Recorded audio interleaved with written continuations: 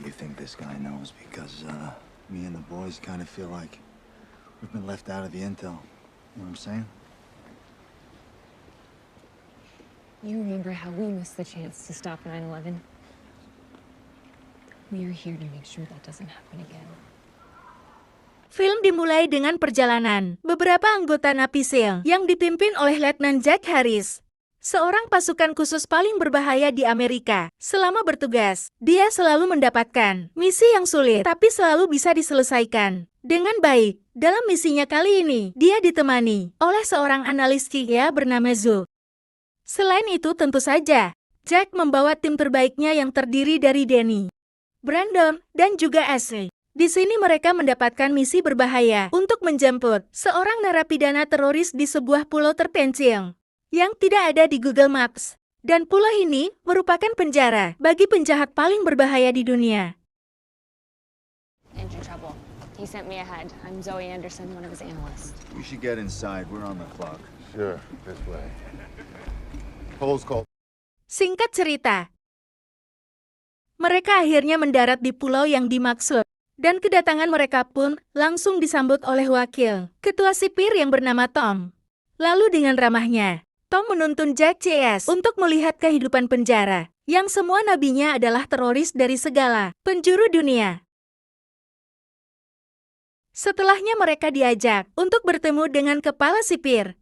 Kepala sipir yang terkenal galak seperti guru BP ini, bernama Yord. Atau kita sebut saja dia Pak Ijo. Di sini Zhu menjelaskan maksud kedatangannya untuk menjemput napi teroris yang namanya terdengar familiar bagi kita orang Indonesia, yaitu Amin Mansur. Akan tetapi, Joy tidak bisa menjelaskan tujuan dari CIA yang sebenarnya. Tapi intinya, Joy dan pihak CIA ingin menyelidiki uang yang digunakan Amin untuk mendanai kelompok teroris. Namun Paijo tidak mau melepaskan Amin begitu saja karena orang itu sangat bahaya dan dapat merusak reputasi penjaranya. We screw up and one of these guys hurts the homeland, it's all over CNN. I understand your concern. The detainees that come here do not depart until we've properly vetted them. Now if you want answers, Meskipun begitu, Paijo tetap memperbolehkan Zhu untuk berbicara dengan Amin selagi dia meminta izin kepada Kementerian Pertahanan Amerika. Kemudian mengantar Zhu dan Jack untuk bertemu dengan sosok Amin yang kini sedang dikurung di sel isolasi. Ketika masuk ke dalam selnya, Joy sangat terkejut karena dia baru pertama kali melihat ada seorang napi yang dirantai seperti binatang. Dan sebelum melakukan interogasi, dia meminta Tom untuk melepaskan rantainya agar lebih manusiawi. Anehnya Amin tidak terlihat seperti teroris konvensional pada umumnya yang bermuka sangar seperti Undertaker. Di tempat ini, dia malah terlihat sangat ketakutan. Dan tanpa membuang waktu lagi, Joy pun langsung menginterogasi Amin dan menanyakan tentang aksi yang akan dilakukan oleh kelompoknya untuk mengebom kantor pemerintahan di Washington DC. Namun Amin tidak mengakui hal tersebut dan meminta Zhu untuk mendatangkan pengacara karena dia masih ingin dianggap sebagai warga sipil. Tapi ternyata, 100 KTP-nya sudah dicabut oleh pemerintah dan karena Amin kebanyakan bacot, akhirnya para sipir pun langsung menghajarnya. Saat itu juga, Joy dan Jack lalu keluar sejenak sampai para sipir selesai menyiksa Amin. Remember how we missed the chance to stop 9/11? We are here to make sure that doesn't happen. Di sini Jack tampak curiga dengan tujuan Joy yang sebenarnya, karena wanita itu terlihat seperti sedang menyembunyikan sesuatu. Tidak lama kemudian, Joy masuk kembali ke dalam selnya Amin untuk melanjutkan interogasi di waktu yang sama. Jack melihat ada sebuah truk mencurigakan yang masuk ke area lapas tersebut. Para penjaga pun melarang truk itu untuk melewati gerbang, tapi mereka tetap menerobos masuk. Dan ketika para penjaga mengepung truknya, tiba-tiba mereka adalah kelompok teroris yang ingin mengeluarkan Amin dari lapas tersebut. Sebelum masuk lebih jauh, para jamat ini pun membantai semua penjaga yang ada di luar agar bisa menguasai lapas.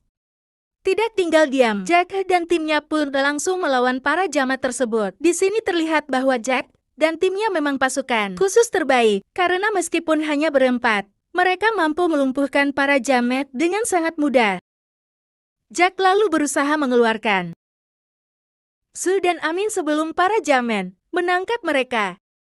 Dan rencananya, mereka akan berlari ke area yang aman kemudian pergi secepat mungkin dengan helikopter. Akan tetapi, para jamat itu masih menyerang mereka secara bertubi dan berhasil menghancurkan helikopternya dengan tembakan ulti Granger. Jadi mau tidak mau, Jack dan kawan-kawan harus mencari cara lain. Di samping itu, pemimpin teroris sebut akhirnya memperlihatkan wajah jamatnya. Ternyata dia adalah mantan pasukan khusus bernama Hakim Careb atau biasa kita panggil dengan nama Samidi. Rien promis. He's asking me if I'm going to kill you. I told him I give you my word that I wouldn't. That's true. Di dunia militer underground, dia dikenal sebagai orang yang sangat kejam dan tidak ragu untuk membunuh siapapun. Bahkan dia juga tidak pernah takut. Samidi lalu memberi perintah untuk membebaskan para tahanan dan memberikan mereka senja, sehingga dia memiliki pasukan tambahan. Dan akhirnya, keadaan pun semakin bertambah chaos dan menegangkan, hingga es tertambak di bagian perut.